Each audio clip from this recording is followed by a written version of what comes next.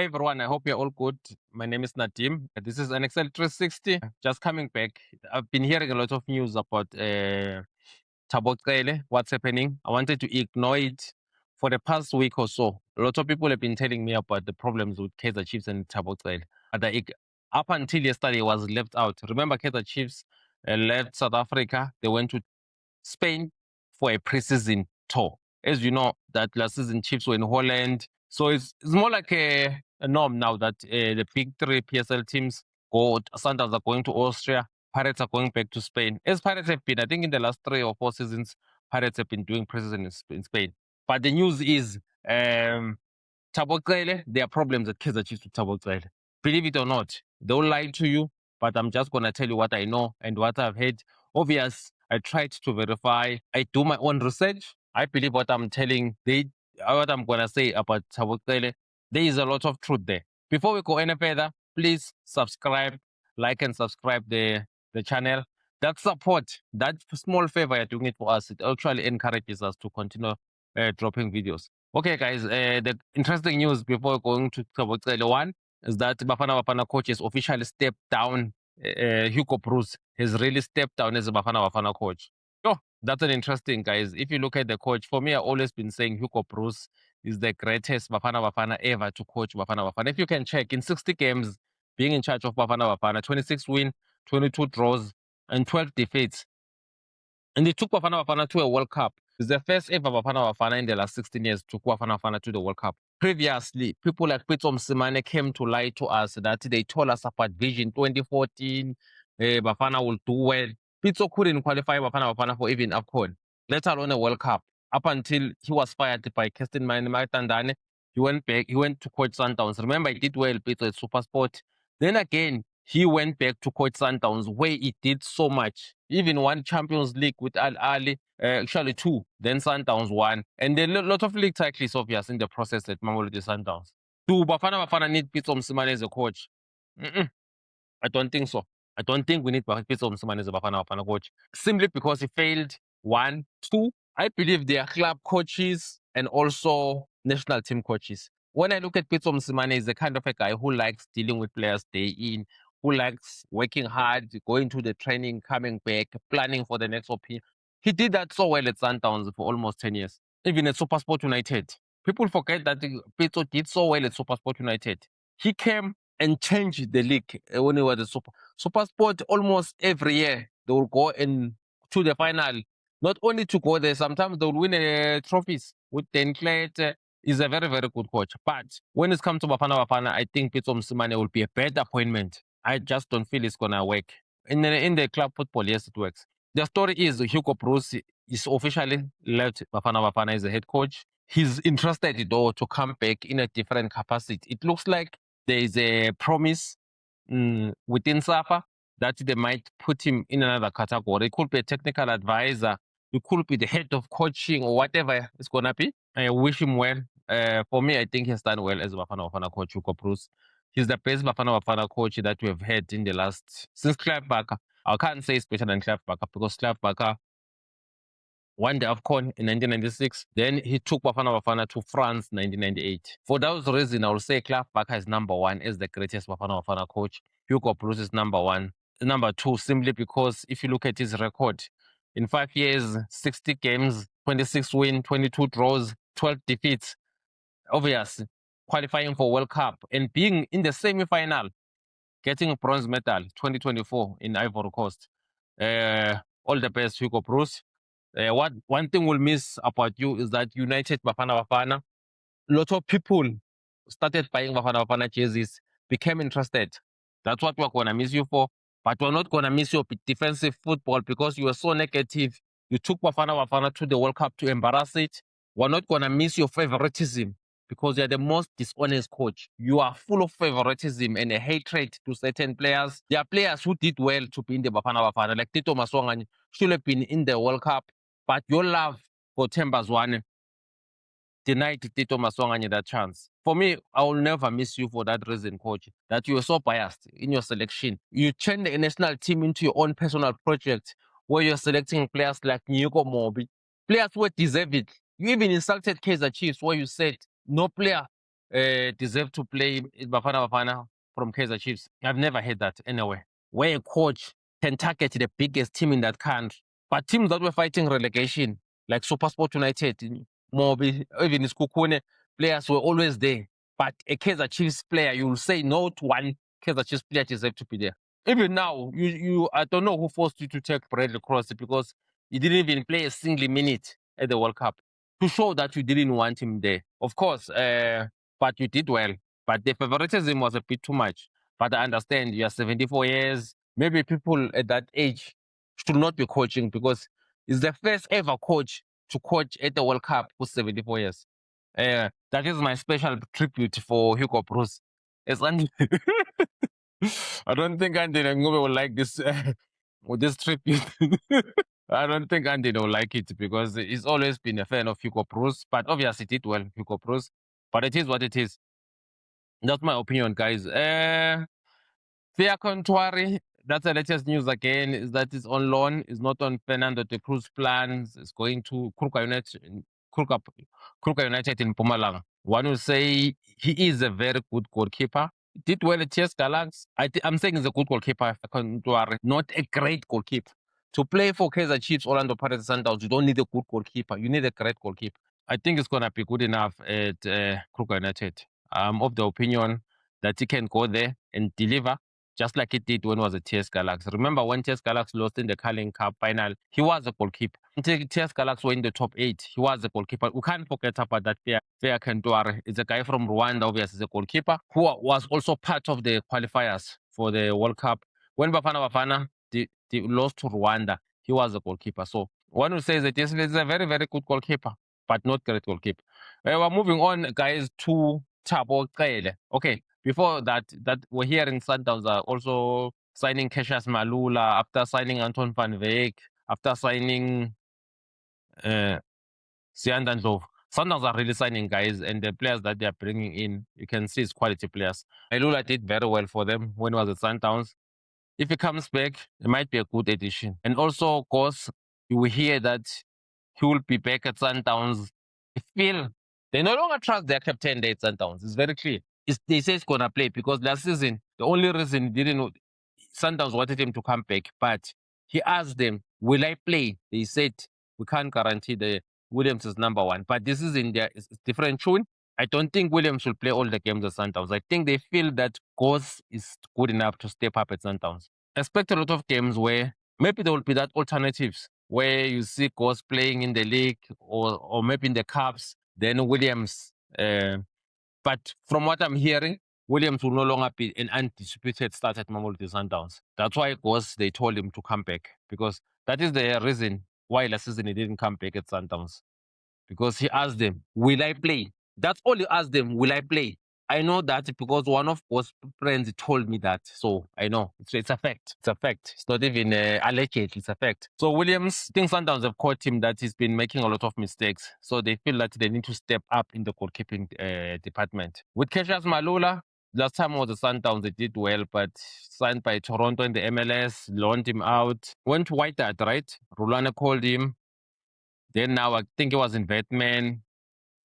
Maybe he needs to go back to Sundowns. Maybe he left too early. Hugo Bruce was right when he said he left Sundowns very early. At that time, he was not ready to maybe become a starter in a big team.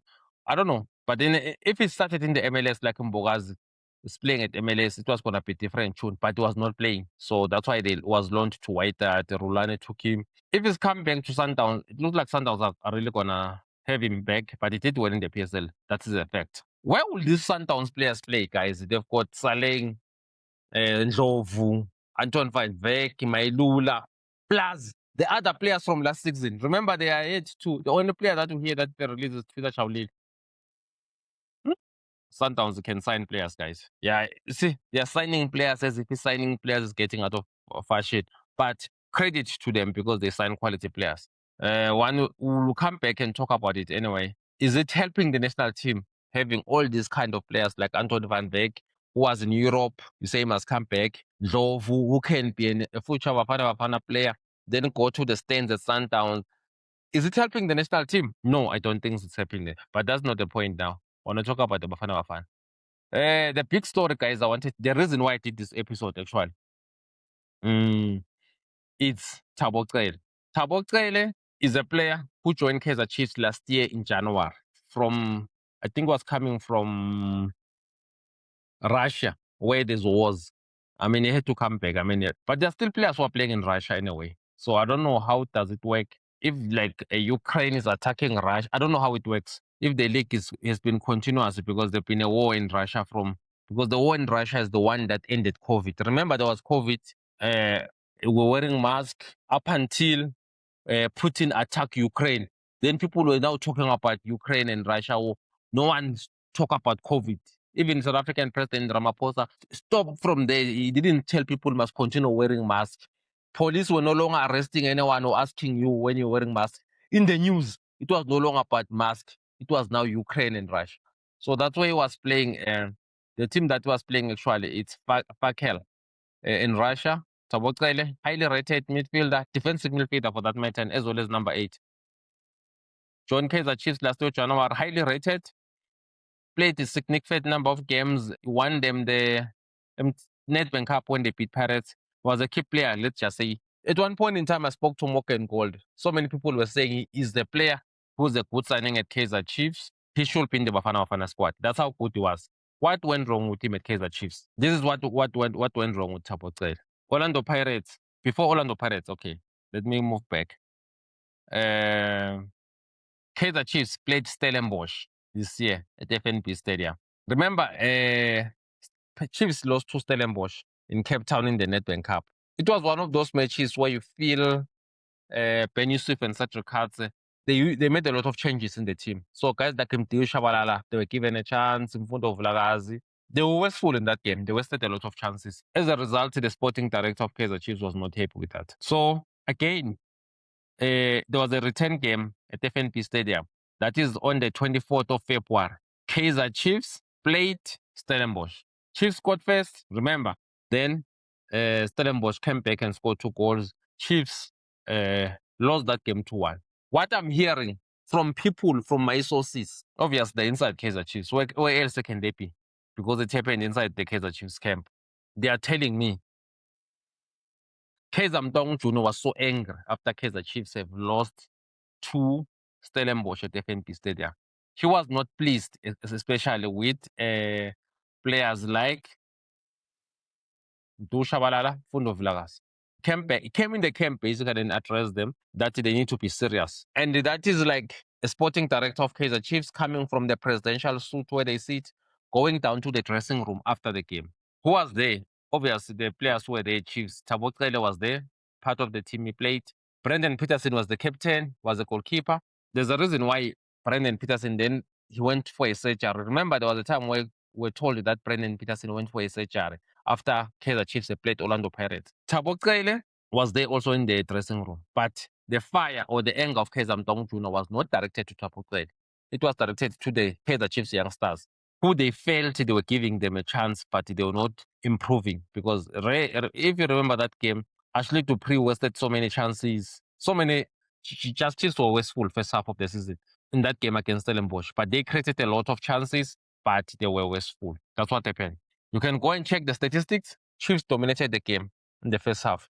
But second half, Stellenbosch came in and scored and won 2-1. So what I'm hearing is that he was very angry, Kaizer Motaung Junior. He shouted at the players to a point where Thabo Cele intervened. He said, you can't, yeah. So he was so angry. That is Thabo Cele. That, okay, you are a sporting director sharp, but you're coming to shout at the players. You don't even go via the coaches. He just intervened as a senior player. I think it does happen. I don't know, but I've never been in a dressing room. So, but what I'm hearing is that Kaizer Motaung Junior came and said to the youngsters at Kaizer Chiefs, guys, you need to be serious. You're not doing well. We just lost. You're wasting chances and all those kind of things. Thabo Cele came in and said to Kaizer Motaung Junior, you're not supposed to be talking to players like that. Treat them with respect and all those kind of things. Kaizer Motaung Junior came and went back and said to Thabo Cele, we brought in here. You have not done anything for us. So who are you to be allegedly? That's what I'm hearing. That Kaizer Motaung told Thabo Cele that we brought in here with a lot of money. you also have not done anything for us. So who are you to come when I'm like maybe trying to talk to the players or trying to shout or trying to bring order that this team needs to improve? You come in and interfere. And then Brendan Peterson also, he came in. So there was something where Thabo Cele told him that he's ready to leave Kaizer Chiefs now. If Kaizer Mtamujuna tells him that he's not helping with anything, allegedly, Thabo Cele told Kaizer Chiefs sporting director Kaizer Mtamujuna that is ready to leave Kaizer Chiefs now. What happened after that? The following game, and also Brendan Peterson was not happy with that. Basically, he was not happy as a captain. He felt as a captain, what Kaizer Mtamujuna did, it was not good for the dressing room. They just lost the game. He come in and shouted at them and all those kind of things. But with the guy who got the worst fire is Thabo Cele, because Kaizer Mtamujuna went straight to him and said, "We brought you in here for a lot of money. We have not done anything for us." Thabo Cele told him that I am ready to leave, to walk out of Kaizer Chiefs. As a result, after that day, I'm hearing that Thabo Cele didn't live with the Kaizer Chiefs pass. Guys, this is an Excel 360. You'll be getting news that you are not used to getting to other panels. This is not a podcast where you'll be told, yeah, akalazi ibhola. There are things that you are going to uncover, honestly speaking. You know why I'm covering this story? There are a lot of stories similar like this, but this one I'm covering it because yesterday, Kaizer Chiefs left Thabo Cele out of the country. Chiefs are in Spain. Thabo Cele didn't travel. The reason why he didn't travel, because they want him to leave at Kaizer Chiefs. He doesn't want to leave. The management of Kaizer Chiefs, they want him to leave. Okay, going back to that story at FNB Stadium. The following day, Kaizer Chiefs played Orlando Pirates. Thabo Cele came in as a second half. They were losing 3-0, obvious. Pirates played well that game. He came in as a first half, second half. Then he didn't play for how many games? 4 games. Against Richards Bay, Chiefs lost. Against Durban City, Chiefs won. Against Mackenzie, Chiefs won. And against Orbit College, Chiefs won. Then only against TS Galaxy on the 12th of May. Sorry, 12th of April. That's when Thabo Cele was on the bench. Then he went on to play the following games against Mackenzie, Polokwane, Orlando Pirates. Nakhona, just like he came as a sub against Pirates at the end. And Swelele. Then against Sundowns on the bench. That is the game where Chiefs, remember against Swelele, they played 90 minutes. That is the game where they were playing players they did more like a second team after drawing with Pirates. Then against Sundowns, he was on the bench. What does that tell you? He was no longer seen as a starter at Kaizer Chiefs. He was no longer seen as a key player, Thabo Cele. He only played against Swelele where Chiefs lost 2-0 because they wanted to deal with Sundowns, to help Pirates, one would say, to win the league. Because that match, I strongly believe, if Kaizer Chiefs didn't beat Pirates in that game, well, Sundowns would have won the league. So I don't want to be all over. I need to know how to tell the story properly. You'll forgive me, guys. What happened is that day, Thabo Cele was no longer in good terms with Kaizer Chiefs. That's why yesterday, when Kaizer Chiefs left for Spain, Thabo Cele was left out. He was not even aware that he's not going to Spain. That's how bad things are. He was not even aware. He didn't know that I am not going to Spain. So Kaizer Chiefs are trying to reach out with him to terminate his contract and do a payoff. Obviously, there's a disagreement with the how much money. Remember, I think he signed a 3-year contract. Now it's only 1.5 years, something like that.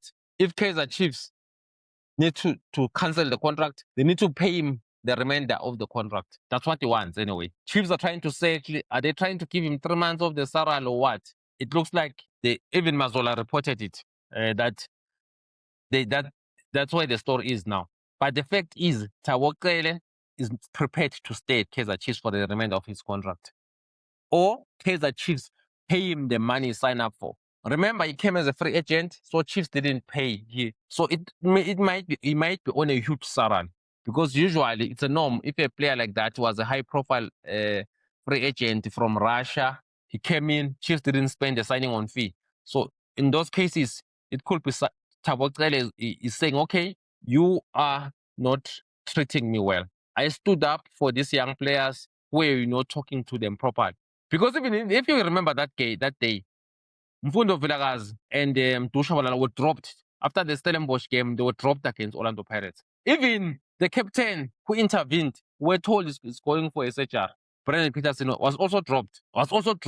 I'm not saying there was no searcher or no searcher. Imagine a big team like Kaizer Chiefs played Sundowns on a Wednesday or Tuesday. Saturday, it plays Orlando Pirates. Their captain and number one goalkeeper is not there. No one is saying it before the game that is injured. No one is saying is going to Soweto. It's just not there. So what happened is that Tabokele started on the bench. Who Kaizer Mtong Junior was shouting were not there in the team. Gleason said on SuperSport commentary they were left out for disciplinary reasons. And that Peterson were told he's going for a searcher. That's what happened. But now Tabokele is at loggerheads with Kaizer Chiefs. It's starting from the day where Kaizer Mtong went to the dressing room shouting at the players and Tabokele intervening, and Kaizer Mtong Junior coming hard on him, telling him in no uncertain terms that, look, we also brought you with a lot of money in the team, but what have you done for us? That's where the war started. And then Tabokele said, if you're going to talk to me like that, allegedly, I'm ready to walk out of the team. If you check his minutes from there, he missed 4 games after he played the Pirates game. It came as a sub. Then he missed 4 games. No injury, no suspension, nothing. It's because it could be the relationship was no longer good with the club. So that is the story, guys. That's what I heard and know about Tabokele. It's happening. Is he leaving Kaizer Chiefs? Yes, he will leave Kaizer Chiefs if they pay him the remaining of his contract. It's very simple. It's not even he doesn't even need a rocket scientist. They pay him the rest of his contract, he leaves. They try to negotiate 2 months, 3 months. He will say, no, I'm going to train alone. Pay me the money you're owing me. Remember, he's a guy who played in Russia, Benfica B. Tabokele is one of those players who have been developed in Europe. Kaizer Chiefs is the only team that he has played for in South Africa. Most of the players are in Europe.